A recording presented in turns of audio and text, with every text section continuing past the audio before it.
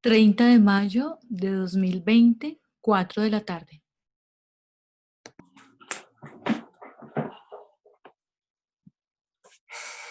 Continuando con nuestro estudio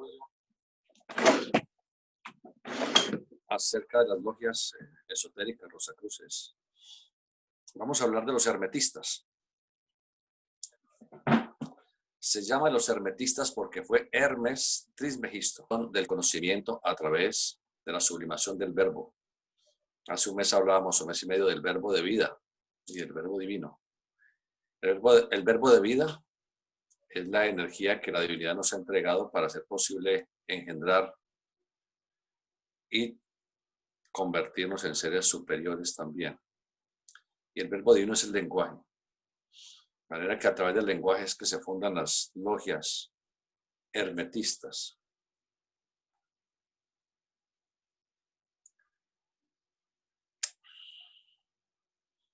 El verbo, dice San Juan en los primeros versículos de su evangelio, es el sonido, el lenguaje. Con el lenguaje podemos dar alegría o tristeza, salud o enfermedad. Podemos hacer lo que deseemos hacer de nuestra vida a través del lenguaje. ¿Cómo hace el político a través de su lenguaje para que centenares de personas le sigan como ovejitas al matadero? Momento, por favor.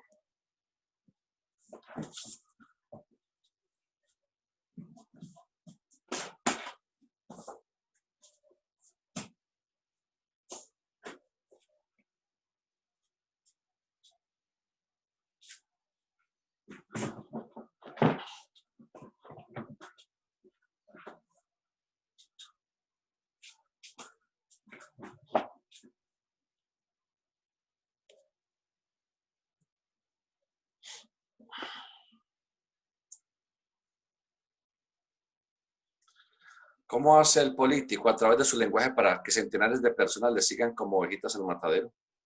Es el poder del lenguaje que sirve para crear en cualquier mundo, en cualquier plano.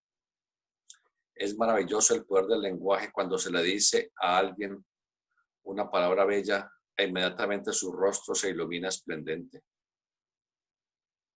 Su vida cambia, se siente feliz. Nuestros seres queridos viven felices y plenos cuando nuestro lenguaje con ellos es florido, veraz, armonioso, lleno de ritmo y de belleza. Pero tristemente, cuando el lenguaje soez, negativo, insultando, maldiciendo, gritando y maltratando con la palabra, los vemos marchitar, opacar su vida, enfermar y pueden llegar incluso a fallecer porque les hemos dañado, enfermado el alma. Les hemos destruido la armonía interior. Eso es lo que sucede con muchas personas de naturaleza inmensamente sensible que van decayendo al lado de otra altanera que les trata mal.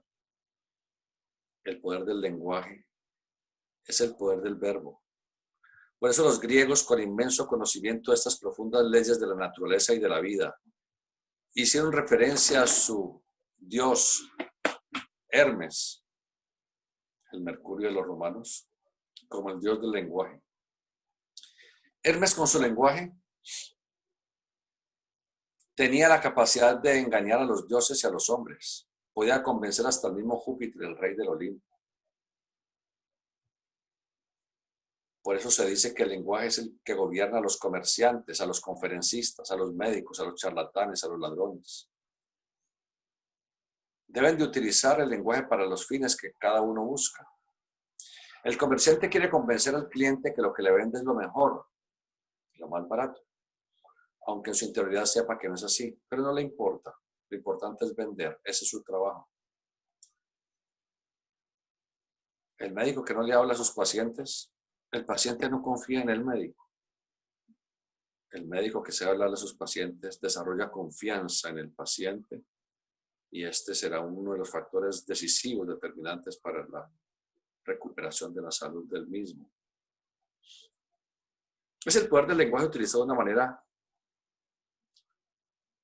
especial por cada persona en su vida. Pero mantener el ideal de un trabajo en el cual Siempre digamos la verdad. Maravilloso.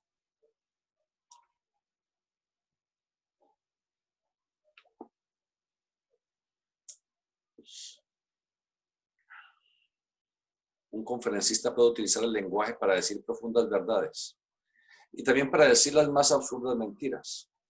Por eso es una responsabilidad muy grande para quien está hablando, instruyendo, saber lo que está diciendo y ser consciente de lo que dice, porque si está diciendo mentiras, por ley eterna de causa y efecto, al estar pecando contra la naturaleza del Padre cósmico, que es el sendero de la verdad, se estará alejando del sendero de la salud, armonía, espiritualidad, generando para esta y futuras encarnaciones enfermedades y problemas. En el antiguo Egipto, los hermetistas eran seres que tenían la capacidad de hacer obras portentosas a través de su lenguaje. Entre más elevada la escuela, mayor poder de control tiene sobre las esferas inferiores. Todas las escuelas tienen una preponderancia en algunos 3 rayos de evolución, porque son 3 rayos principales, que están en relación con los 3 aspectos de la divinidad, tal como la religión nos lo quiere mostrar. El primer rayo está en relación con la voluntad, conciencia del Padre. El segundo rayo está en relación con la sensibilidad, armonía, belleza y espiritualidad del Cristo o del Hijo. El tercer rayo está en relación con lo que se llama el fuego creativo del Espíritu Santo, algo de lo cual muchísima gente habla sin saber qué es.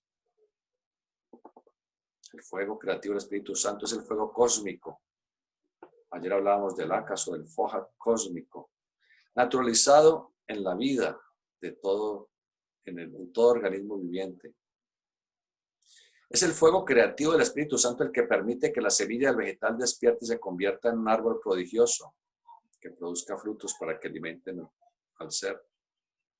Es el fuego creativo del Espíritu Santo cósmico que durmiendo en la semilla del ser humano permite que se pueda engendrar un ser maravillosamente estructurado con una inteligencia, sensibilidad, voluntad y capacidades asombrosas que han de servir para el bienestar del mundo. Estos 3 rayos están en relación con 3 líneas principales de acción y que se conocen básicamente como voluntad, primer rayo, sabiduría, segundo rayo y actividad, tercer rayo. Voluntad, conciencia del Padre, sabiduría, amor, belleza en el Hijo y actividad permanente como verbo fecundo del Espíritu Santo. El poder del verbo estructurado en el lenguaje tiene que apoyarse en los estratos inferiores. Y el principal estrato en el cual esa energía del verbo debe asentarse está en relación con la esfera de la pureza, teniendo el lenguaje su punto radical de acción en la esfera germinal. ¿Cómo podemos saber que esto es? Es muy sencillo. El niño o la niña en sus primeros 10 años de vida, su voz es andrógina. No podemos distinguir si es un niño o una niña, pero cuando comienza el desarrollo sexual en ambos, cambia la voz. La voz de la niña se torna ligeramente más grave y la voz del niño empieza a cambiar, a lo cual se dice que está haciendo gallitos. Entre más poder y magnitud se tenga en la esfera generacional, más poder y energía en la esfera del lenguaje y mayor capacidad para exteriorizar lo que se siente, piensa y vive.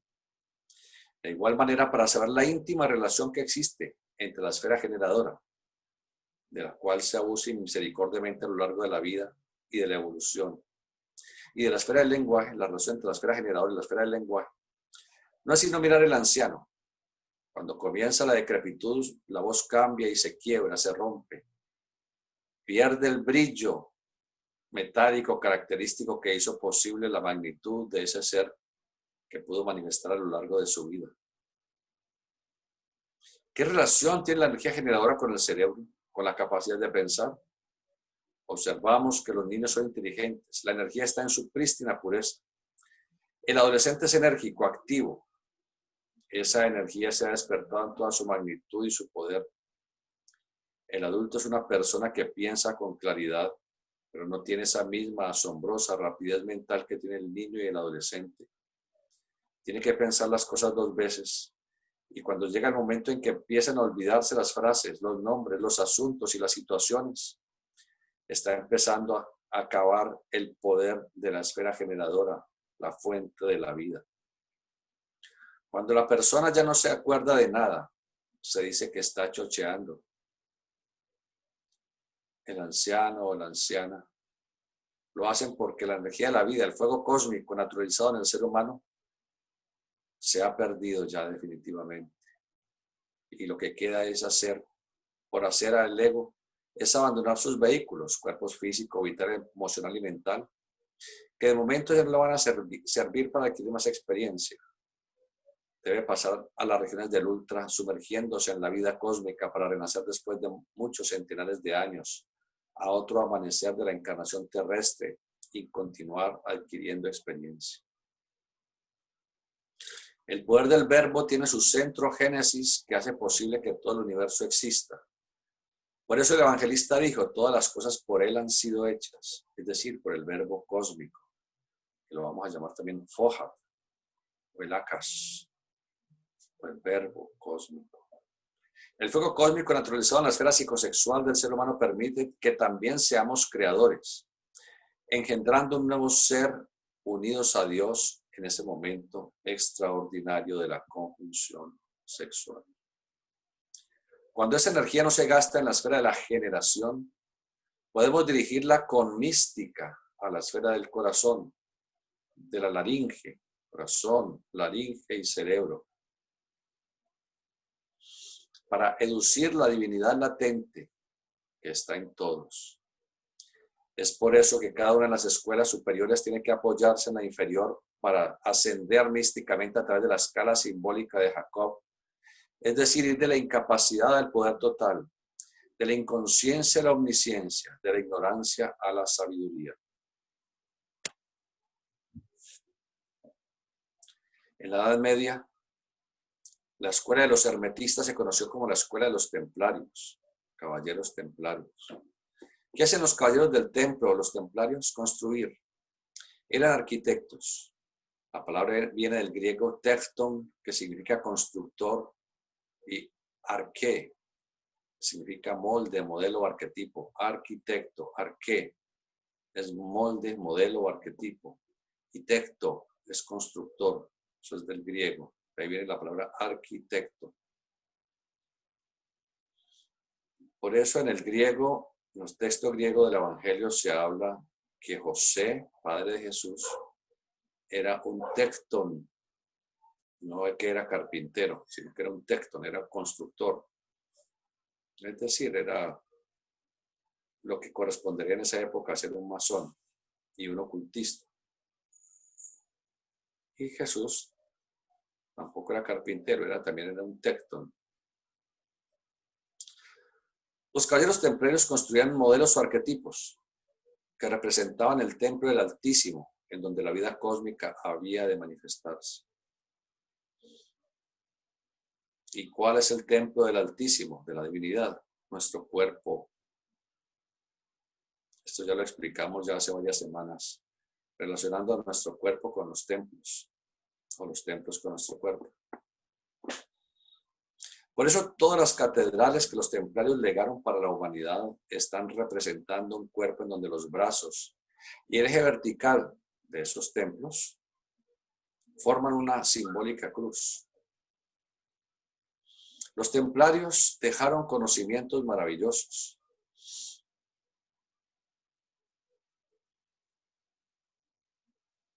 En cada una de las figuras talladas en las columnas y en los templos. Representa la actividad, la acción fecunda, para demostrar que el verbo génesis, el verbo cósmico, se manifiesta en el templo. Pero no en los templos de barro hechos por las manos de los hombres, sino en el templo hecho sin sonar de martillo por las manos de la divinidad. Es nuestro cuerpo, templo divino, en donde el verbo se manifiesta. En el templo el sacerdote celebra la misa. ¿Qué es la misa? Es la misión sagrada que tenían estos seres que en aquella época eran conocedores de los misterios de la vida. De mostrarle a la humanidad el camino, de enseñarle a profundizar, a mejorar su vida y su evolución.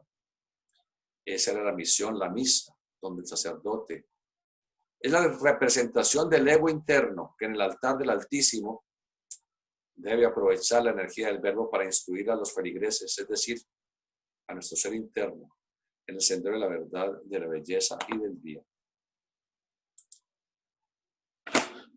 Eso es lo que se respecta con la antigua escuela de los hermetistas, conocida ya más modernamente, en la época renacentista, como los caballeros templarios. Vamos a continuar ahora con nuestro estudio de temas Rosacruces.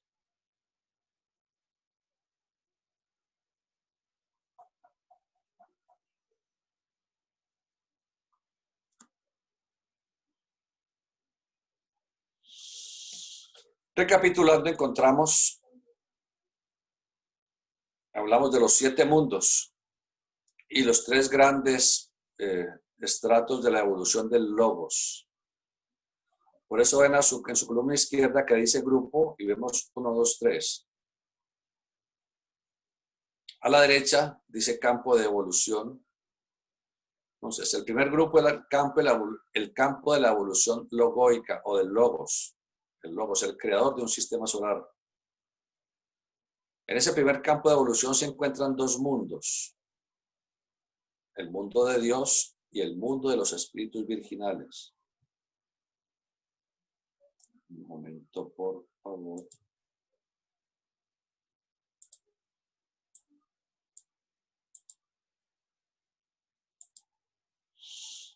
Mundo de Dios y mundo de los espíritus virginales en el campo de la evolución del logos. Entonces son 7 mundos. Mundo de Dios, mundo de los espíritus virginales. Luego el siguiente estrato, el de la evolución de los iniciados, maestros, adeptos, y son los superhumanos. No se refiere propiamente a nosotros, los humanos normales, sino a los superhumanos. Superhumanos es cuando ya se ha llegado a estados de evolución de la conciencia superiores a los que tenemos nosotros en la actualidad. Son muy pocos los seres que han llegado a ese estrato de evolución, pero todos llegaremos a ese estrato con el decurso de los siglos y de los milenios, porque ese es el esquema normal y natural de la evolución para todos los seres. En esta evolución superhumana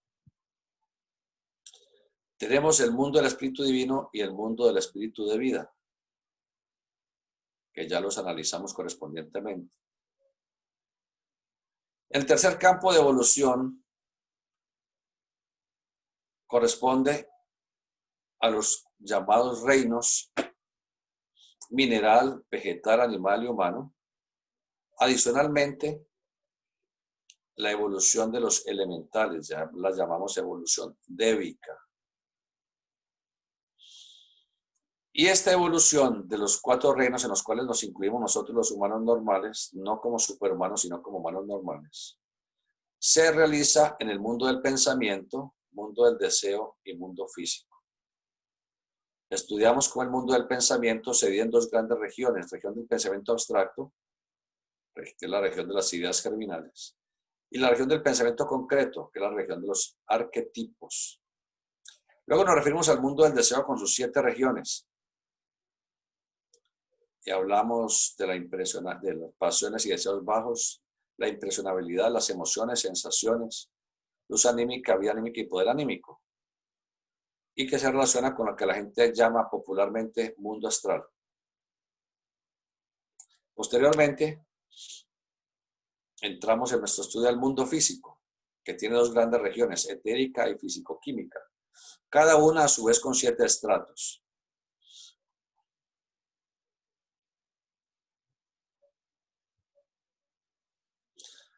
Analizamos cómo cada uno de los mundos del tercer campo de evolución, que es en el cual nos encontramos minerales, vegetales, animales, humanos y los superhumanos, son 5, 1, 2, 3, 4, 5 grandes mundos de evolución: mundo del espíritu divino, mundo del espíritu de vida, mundo del pensamiento, mundo del deseo y mundo físico. Para cada mundo tenemos un cuerpo hecho de la materia de ese mundo. Para el mundo físico, en su región química, física, tenemos un cuerpo hecho de esa materia. Para la región etérica del mundo físico tenemos un cuerpo vital. Para el mundo del deseo tenemos un cuerpo hecho de materia del mundo del deseo. Y así sucesivamente. Dijimos que nuestro ser interno, llamado ego, el pensador, el espíritu interno, está constituido de un aspecto ternario, como conciencia, sensibilidad e imaginación creadora. Y que ese aspecto se llama la individualidad o el yo superior, y es lo que reencarna una y otra vez a lo largo de esta evolución de millones y millones de años. Pero para reencarnar se requiere la personalidad. La palabra personalidad viene de personare, producir sonidos.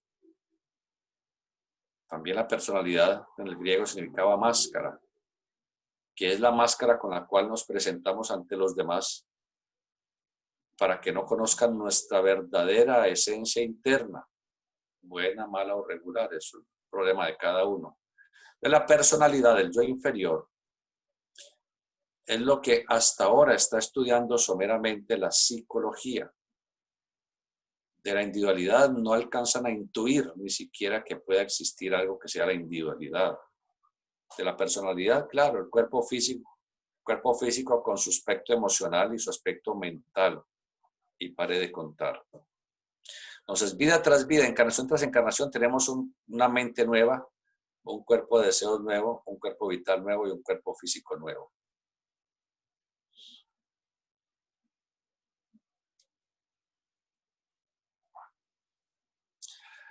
Luego, en nuestro estudio pasamos a hablar de la región etérica del mundo físico y expresamos cómo la región etérica del mundo físico se relaciona muy especialmente con lo que la ciencia llama la materia oscura y la energía oscura. Y dijimos que los éteres son modalidades de energía emanadas desde los más elevados planos cósmicos para que sirvieran de arquetipos, de molde a cada uno de los elementos materiales que se conocen formando el universo. Allí tenemos ese aspecto. Entonces miremos que en esa eclosión de energías de mundo en mundo, de plano en plano, llegamos al mundo físico, que está constituido por la región etérica y por la región físico-química. Ayer estudiamos cómo la región etérica tiene 7 estratos o niveles, que en terminología esotérica occidental se les llama éter supremo, éter radical, éter per se, éter lumínico, éter reflector, éter de vida y éter químico, que los vamos a estudiar hoy con detenimiento.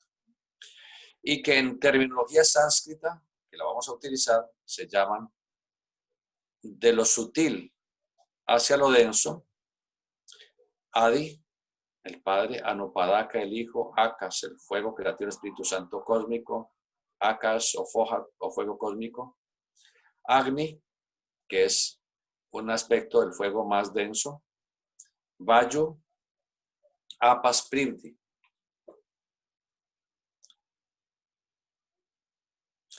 Vamos a estudiar entonces los éteres y su característica, a lo cual me referiré enseguida. La región etérica del mundo físico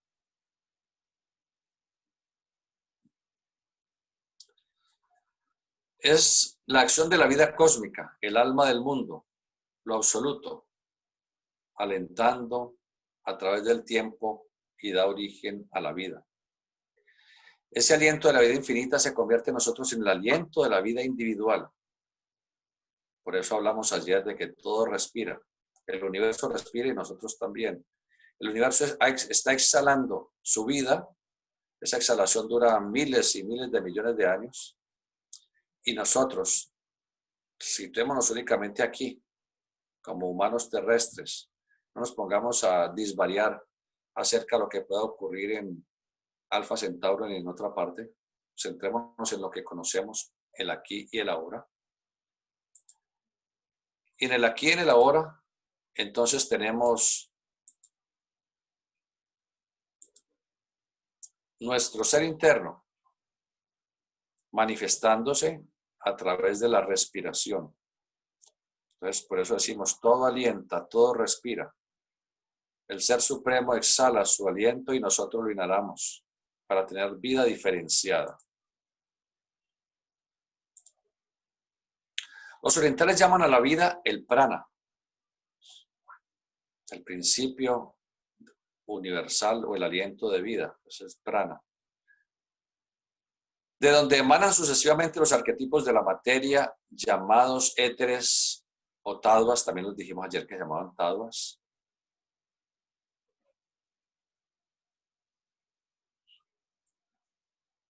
Esa actividad vibratoria del aliento universal se inicia en lo absoluto, llamémoslo también el alma del mundo, diferenciándose en 7 modos de actividad: Adi o éter supremo, Anupadaka, éter radical, Akas, éter per se, Agni, éter lumínico, Vayu, éter reflector, Apas, éter de vida y Privdi, éter químico.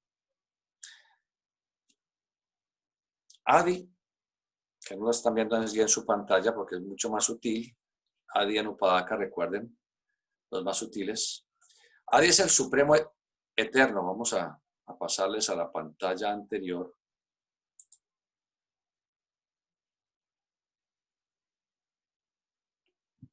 Allí la tenemos. Adi es el supremo y eterno, el primitivo elemento primordial. Es la suprema causalidad, el más sutil de los tadvas o éteres. Coexistente con lo absoluto desde el principio de los tiempos y por toda la eternidad. Su actividad en el ser humano solo es una promesa para un glorioso futuro al final del período terrestre. Adi es la raíz de toda materia aún sin manifestarse. No produce nada por sí mismo, es solo el creador potencial. Adi, como parte inherente de la vida una, emana la totalidad infinita. Luego tenemos el Anupadaka. Es el Hijo Divino que existe por sí mismo. La humanidad no tiene todavía un órgano receptor para tal sutileza. Es el elemento radical de la materia en sutilidad que está por encima de Akas. Anupadaka es el elemento único, la base de toda materia, que diferenciado en varios centros de energía pone en movimiento la evolución del cosmos, trayendo la existencia a todos los diversos estados del ser en un sistema solar manifestado. En tercer lugar tenemos el Akas, el éter per se. Es el origen de todos los tadvas que le siguen.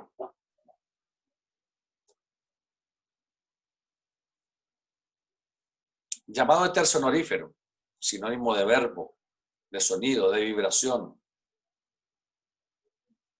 Favorece el sentido del oído. Es el responsable tanto del comienzo del universo, de una galaxia o de un sistema solar, como de la fecundación del óvulo por el zoospermo.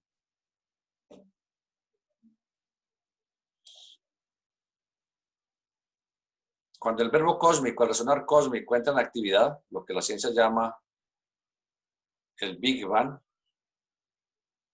de la fricción de aquella energía omnipresente, Akas,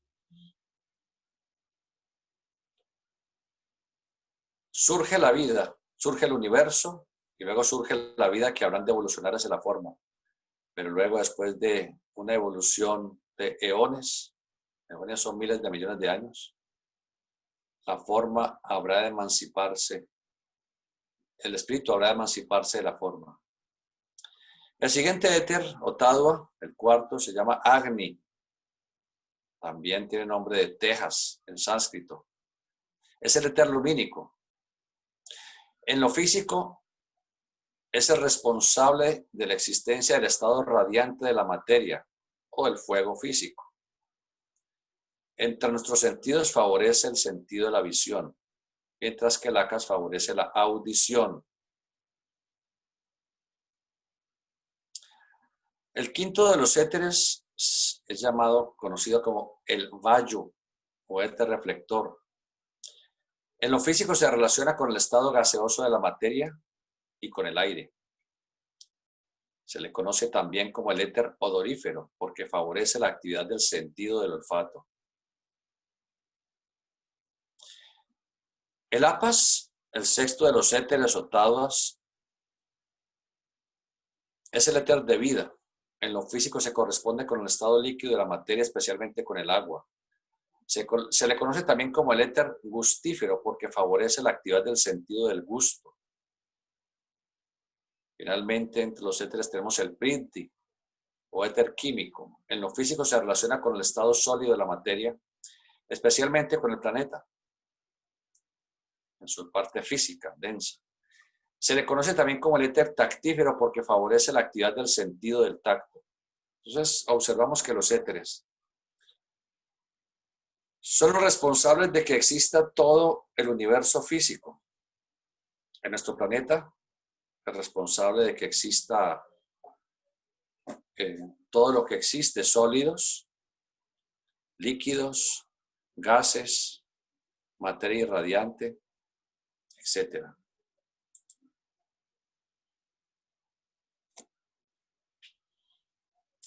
Ahora, en nuestra naturaleza interna, los éteres o taduas, que son 7, se relacionan con 7 sentidos, 5 desarrollados hasta la actualidad: tacto, gusto, olfato, vista, oído, y 2 más sutiles que se desarrollarán con el decurso de millones de años, que son la clarividencia y la intuición.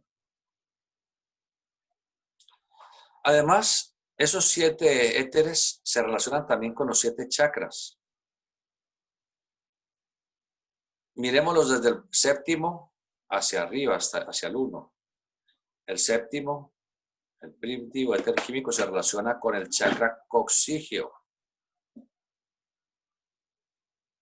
El sexto, o apas, se relaciona con el chakra sexual. Y allí está la vida manifestada. El quinto, o vayu, o éter reflector, se relaciona con nuestro chakra umbilical. El cuarto se relaciona con nuestro chakra corazón. El tercero se relaciona con nuestro chakra laringio, cuello. El segundo con nuestro chakra frontal. Y el primero con el chakra coronario. Entonces, ese septenario se relaciona con esos 7 chakras, pero también se relaciona con los 7 cuerpos que tenemos o vehículos. El séptimo se relaciona con el cuerpo físico, el privdi. El sexto se relaciona con el cuerpo vital. El quinto con el cuerpo emocional. El cuarto, agni, con el cuerpo mental. El tercero con la imaginación creadora. El segundo con la sensibilidad y el primero con la conciencia. Siempre vamos a encontrar esa correlación. Los mundos, 7 mundos, con los 7 cuerpos, con los 7 chakras, con las 7 glándulas de secreción interno, con los 7 estratos etéricos, con los 7 estratos del cuerpo de deseos y del mundo del deseo, con los 7 estratos del mundo del pensamiento y con el cuerpo mental, y con los 7 estratos que vamos a estudiar luego en lo que se refiere con la región química, pero lo veremos después. Macrocósmicamente, es decir, a nivel del universo, el triple 1, Adi, Anupadaka y Akas, se diferencia en todos los mundos y en todos los planos. Adi es la energía primordial. Anupadaka, la materia original que agrupa los átomos para que se manifieste el universo. Y Akas permite la formación de esos elementos y exteriorización del universo a través de su verbo génesis, que es lo que se llama la gran explosión. Una vibración intensísima que pone en actividad los elementos constitutivos de la materia universal. Cuando Anupadaka entra en actividad, Adi se convierte en la fuerza propulsora en el plano cósmico de la manifestación, haciendo que el 1, Adi, en el mundo de Dios, se convierta en 2, Anupadaka, en el mundo de los espíritus virginales, y en 3, Akas, en el mundo del espíritu divino, para posteriormente actuar en los 4 éteres inferiores: Agni en el espíritu de vida, Vayu en el mundo del pensamiento, Apas en el mundo del deseo y Privdi en el mundo físico. Entonces, si nos perdimos, hacemos una recapitulación. Así como les dije que estos 7 taduas o éteres se relacionan en nosotros con 7 cuerpos, con 7 chakras, etc. También se relacionan con los 7 mundos. Adi se relaciona con el mundo de Dios. Anupadaka con el mundo de los espíritus virginales. Akash con el mundo del espíritu divino. Vayu con el mundo del espíritu de vida. No, mundo del espíritu divino, Vayu. Luego sigue, un momentico que me perdí. Adi, mundo de Dios. Anupadaka, mundo de los espíritus virginales. Luego Akash con el mundo del espíritu divino. Agni con el mundo del espíritu de vida. Luego tenemos Vayu con el mundo del pensamiento. Apas con el mundo del deseo. Y Privdi con el mundo físico. Entonces, ese mismo septenario se ve en el cosmos, en la naturaleza, en el ser humano, en todo.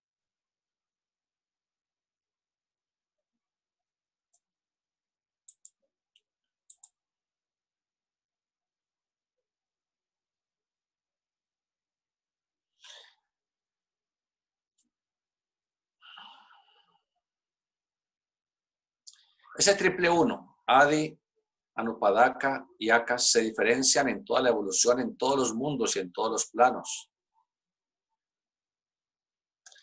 Adi se transforma en la fuerza que reúne los átomos elementales, es decir, átomos que aún no son físicos, haciendo que se agreguen y combinen. Adi, que es lo absoluto, se relaciona con la eternidad del tiempo. Para nosotros el tiempo lo podemos medir respecto a la distancia, pero con respecto al universo el tiempo no existe. El tiempo es eternidad. Anupadaka está en relación con la infinitud del espacio. Entonces, Adi es la eternidad del tiempo. La ciencia física dice que en el Big Bang comenzó el desarrollo del espacio y del tiempo simultáneamente. El tiempo, la eternidad es Adi. El espacio, la infinitud, es Anupadaka.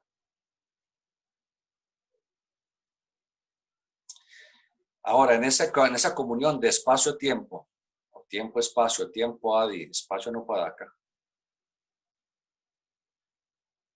viene la vibración molecular ocasionada por el verbo, que es Akash, imponiéndole los elementos constitutivos del universo que se origina en la llamada gran explosión, en donde el siguiente Tadva o éter, Agni, el fuego, produce la expansión del universo y sigue expandiéndose. Todos conocemos el poder expansivo que tiene el fuego cuando explota la pólvora, la gasolina, la dinamita, cualquier explosión. Se libera una intensa cantidad de calor gracias a la energía del Agni que subyace en el fuego. Y esa explosión, esa liberación de calor hace que todas las moléculas que se encuentran in situ en ese lugar se desplacen a gran velocidad hacia todos los lugares. Por eso cuando algo explota, observamos que salen partículas disparadas hacia todos los lados. En eso se basa la ciencia para hablar del Big Bang o de la gran explosión.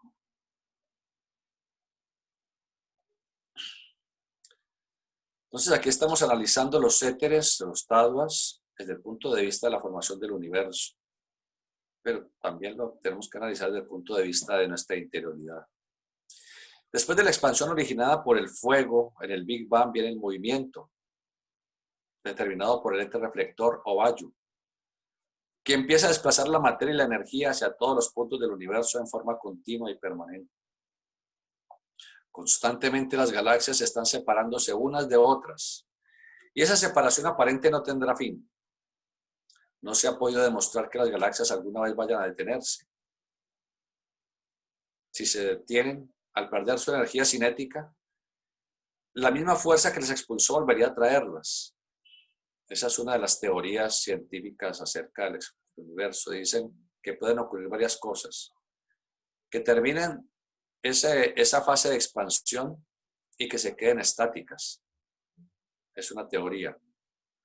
Otra teoría, que esa expansión no se detenga y que siga por toda la eternidad, hasta que quede, según ellos, el universo vacío de estrellas y de galaxias.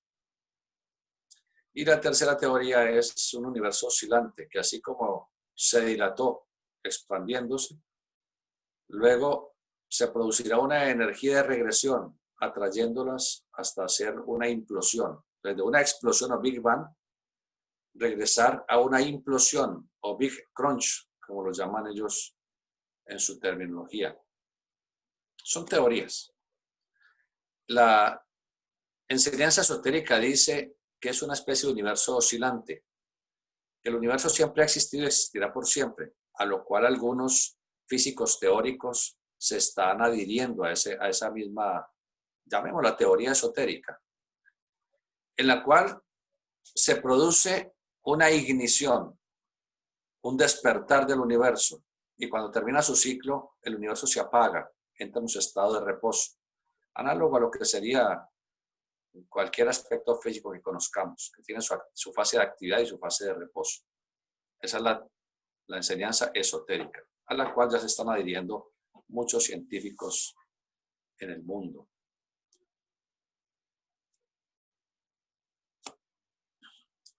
En los grandes espacios interestelares se están formando y se seguirán formando nuevas galaxias.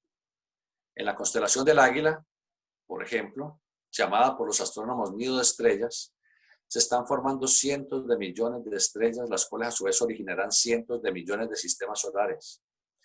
Es un proceso, del crecimiento del universo, que por ahora no espera detenerse, pero que algún día tendrá que seguir su derrotero de nacer, crecer, evolucionar y desaparecer físicamente, como todos nosotros. Después del movimiento originado por el Vayu, tenemos la contracción producida por el éter de vida o APAS. Llega el momento en el cual un vórtice de energía gravitacional intenso empieza a atraer materia y energía para formar una nebulosa que dará origen a una galaxia con todas sus constelaciones y sistemas solares. Es por la acción del APAS, que es contracción, esa materia empieza a enfriarse, perdiendo energía cinética, hasta que la acción del éter químico o Privdi lleva a la cohesión, dando como resultado el globo físico, Sol, planeta, etc.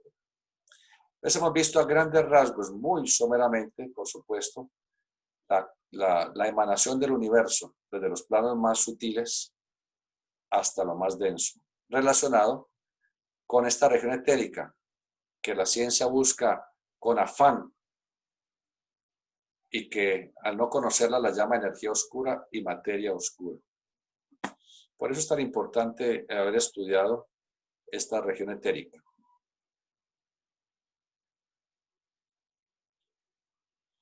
Vamos a mirar otra pantallita.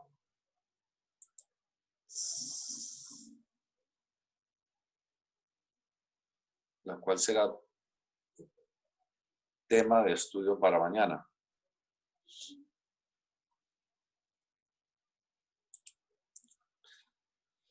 En el caso de nuestro planeta, que inicialmente formaba parte de la nebulosa ígnea del sistema solar, la nebulosa es polvo cósmico, la nebulosa es como una neblina. En el caso de nuestro planeta, que inicialmente formaba parte de la nebulosa ígnea del sistema solar constituida por energía termonuclear, al ser arrojado al planeta del Sol, se convierte en fuego y luego en gas. Posteriormente, al interactuar el calor interno del planeta con el frío exterior, más la lluvia de cometas y meteoros. Primero cometas, que son los formados por hielo, formados por millones de toneladas de agua congelada, surge la humedad hasta convertirse en una gran nubosidad. Finalmente, cuando el globo terrestre estuvo enfriado y acortezado lo suficiente, esa nubosidad se precipitó como lluvia formando los mares, y la corteza terrestre al reaccionar con el magma forma ya la superficie del planeta.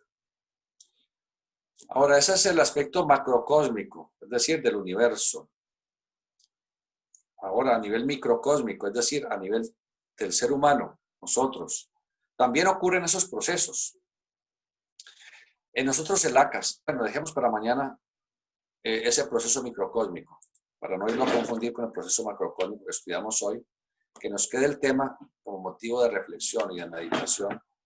Nuestro endoconsciente, nuestro ser interno, irá poco a poco ayudándonos a